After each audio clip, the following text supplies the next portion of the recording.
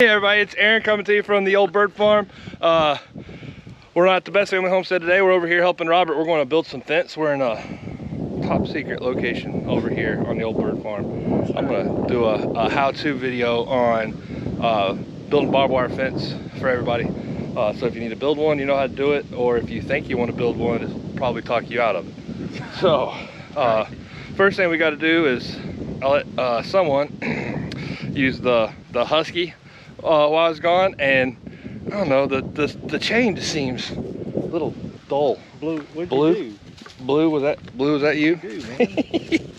No, I've got this thing in the dirt a few times, so we're going to put a new fresh chain on the Husky, get it gassed up, and then we're going to get started building some fence. My shoulders are hurting looking at this. Yeah.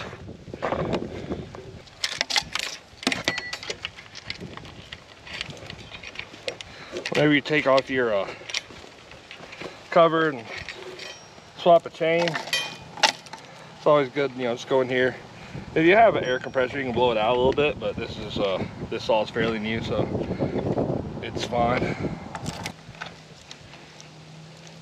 Right before you tighten everything down, you're going to want to just kind of run those up a little bit. Spin your tension adjustment there. Make sure you got just a little bit of play. Don't ever want to really over tighten the chain. You should be able to pick it up just a little bit.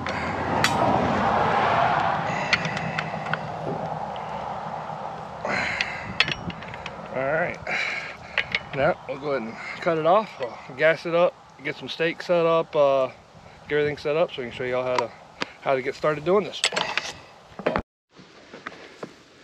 Alright, so we're getting our oil in here. Hey Robert, I had somebody comment on one of the videos the other day. I want to run this idea by you. I've been looking for it.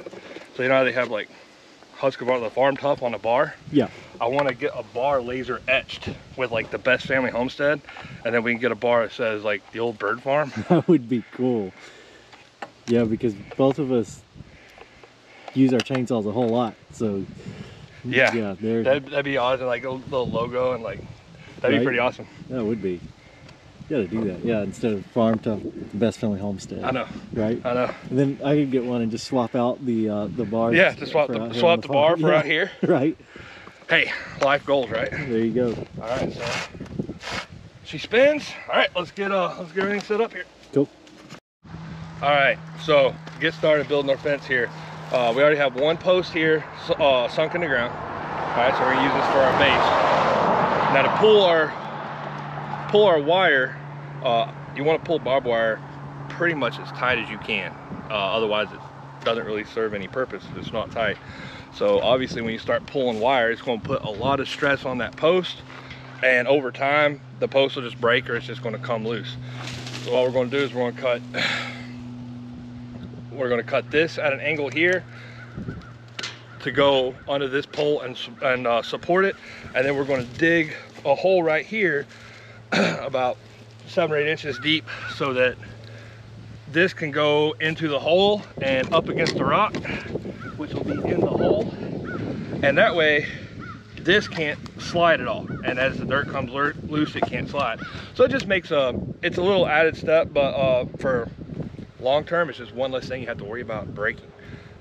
Quick note, I know I've said it before in some of the other videos, so this is a treated post right here, so it's good. This is white cedar. Any fence posts, especially if you're going to go through all the trouble of multiple strands of barbed wire, make sure, definitely don't use pine. Even oak rots pretty quick.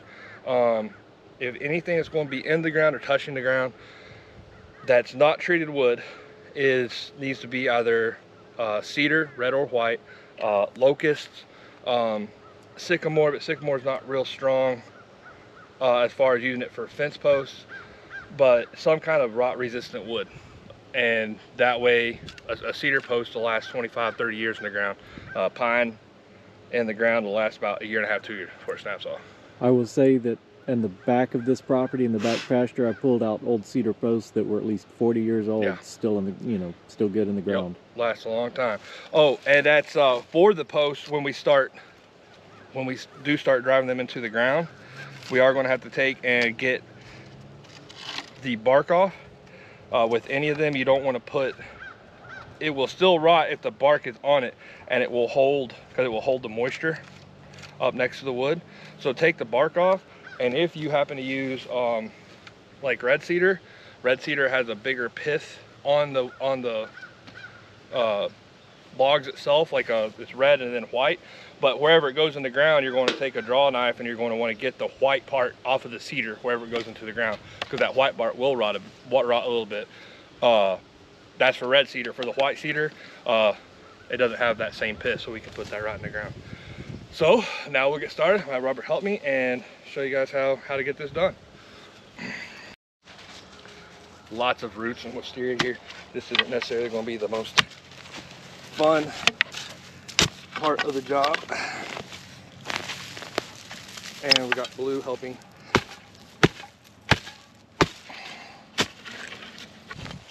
Hey! Really?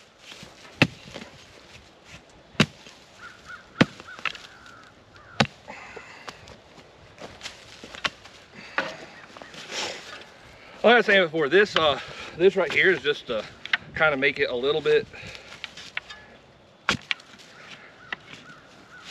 What are you going to do with it when you catch it, huh?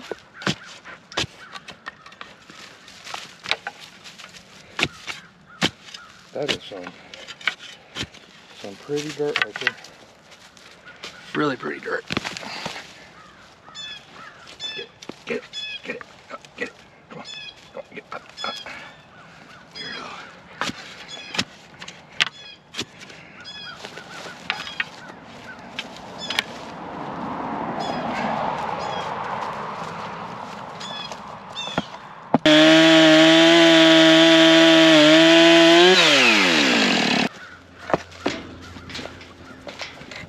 Hey, look at that. For an eyeball job, that's darn good there, Aaron.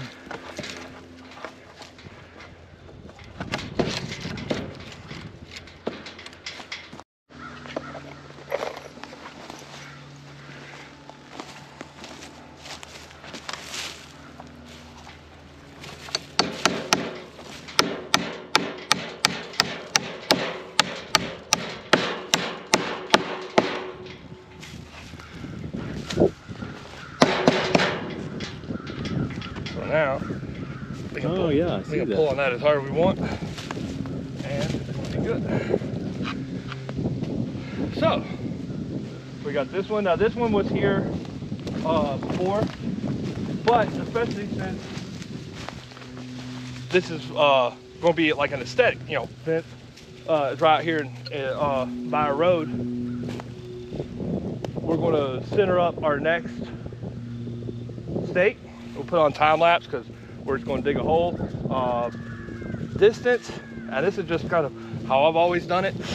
I usually go about anywhere between 50 to 75 yards in between my bracing posts, and then use T-posts or smaller stakes to attach to. So for me, that's about 25 paces.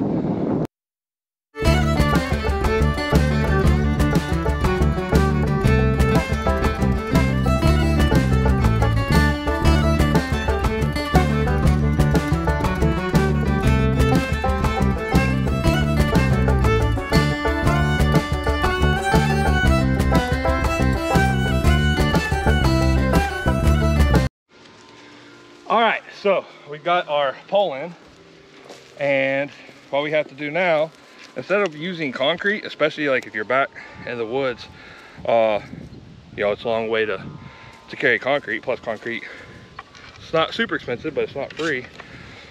What we're going to do is we're going to start filling this back in. Now, as I fill this in,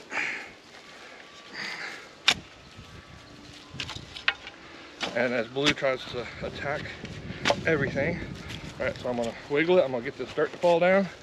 And this is called a tamping rod. And just honestly, if you use a tamping rod correctly, you can get this dirt to pack in there tighter than the concrete will even hold it. And as we go, all right, I'm gonna send, if you'll set that down right or go that way, and eyeball it, and from back there tell me if I'm straight, since we don't have a level. Eyeballing usually about the best way to go building a fence.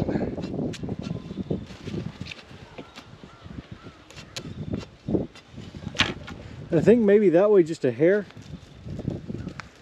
Yeah, that looks good. Kind of hard to tell with the taper. But. Yeah. And we decided to go ahead, just to make it easier, we are going to trim all this off, but we'll wait till we get the get it all packed in, and then we'll go through and trim everything off.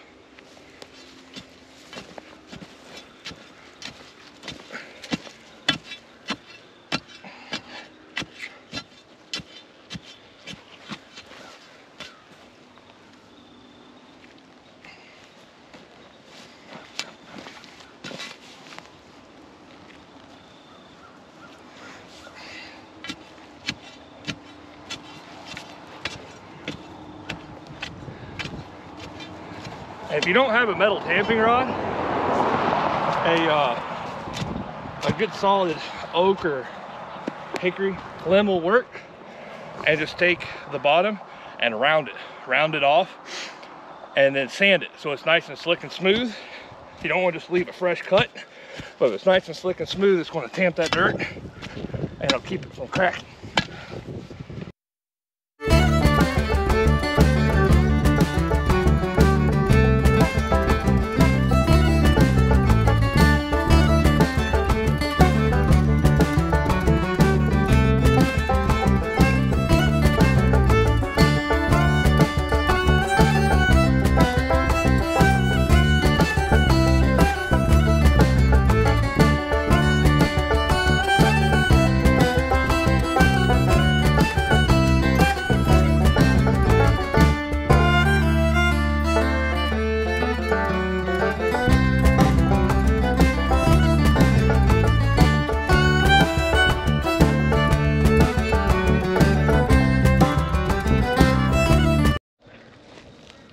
Alrighty guys, so we've got our logs up, our bracing up, or our posts up and our bracing up. Now it's time to start doing the fun part and messing with the barbed wire.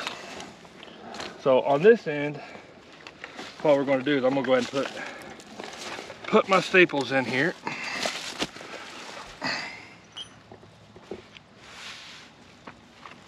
Is it the most launched hammer in the world? This hammer, if you look, like this hammer is, when it's sitting down. That's the Wisteria camouflage model. Yes, we're going to get some. We're going to get some yellow spray paint. All right, so I think first one about 6 inches off the ground or so we can weed eat under it. Yeah. I hate trying to do stuff with gloves, but I hate getting cut worse. Mm-hmm. Especially staples, because you can't get a hold of anything.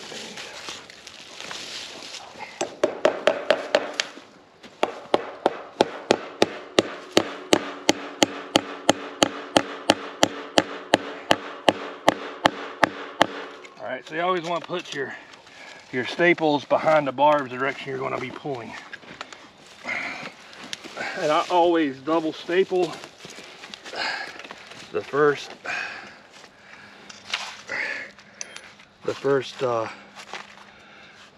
post that you're pulling from.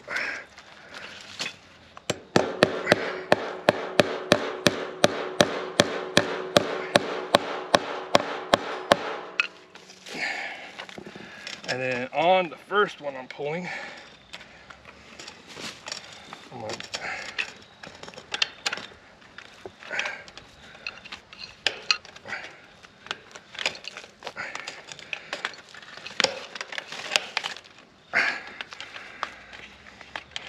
that's a little bit too much here, but we can always wire tie it. And this is a little bit smaller barbed wire. I have some vice grips here I thought I might need. But if it's the thinner barbed wire like this, you can get, and you want to get this nice and tight. Sometimes you might need to use, a pair of pliers or vice grips just to get a little extra leverage and really get that wound nice and tight so it can't come loose. All right, so we'll trim that up in a minute. And now we're going to grab our hammer, our wire stretchers. Now this is something that you'll need. There's a lot of different versions of the wire stretchers, but to put up barbed wire fence the right way, you really have to have a set of wire stretchers.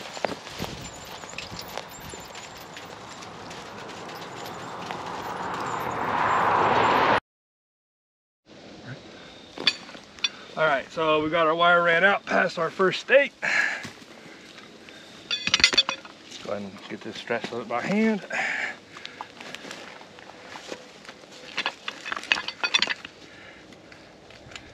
Now what it's going to do is it's going to, see how it's going to come down and clamp this wire.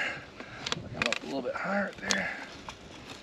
I'm going to eyeball and make sure I'm about the right height all the way back.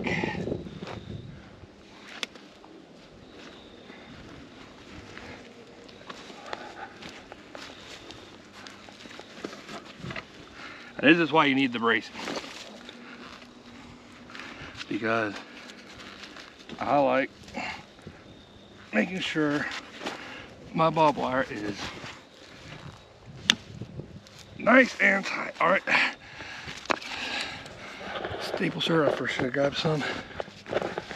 I'll take my glove off to do this. I know.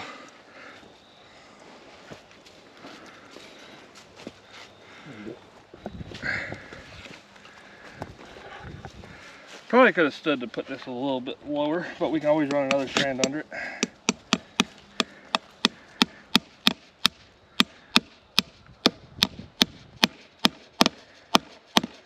Alright, see, you're a little bit soft. I'll go ahead and put another one in here, just to make sure it doesn't come loose.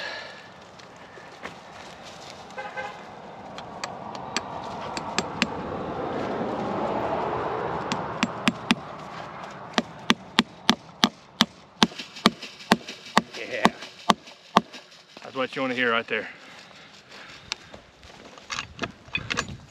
And now, that is a nice stretched run of barbed wire. And we will probably do cut some little cedar posts to put right in between. I think this ended up being 18 paces, so somewhere around probably 50, 60 feet. So about right. And then we just have to put one post in between it. Like I said, if you're trying to keep some big animals in, maybe a little bit closer together. Like I said, barbed wire sucks. Oh man, even with the gloves and long sleeve shirt, just that little bit exposed skin you got. Me and barbed wire have a hate relationship. I hate it and it hates me. There's no love lost between me and barbed wire. I don't get cut by barbed wire, but if I stand within 6 inches of it, my pants are definitely going to get ripped. And seeing, I decided not to put a brace in this one, seeing how this is a big telephone pole, and it's deep, this corner post, it's not really going to need a brace. So we're just going to run our barbed wire to this, and then rinse, wash, repeat on 5 or 6 strands.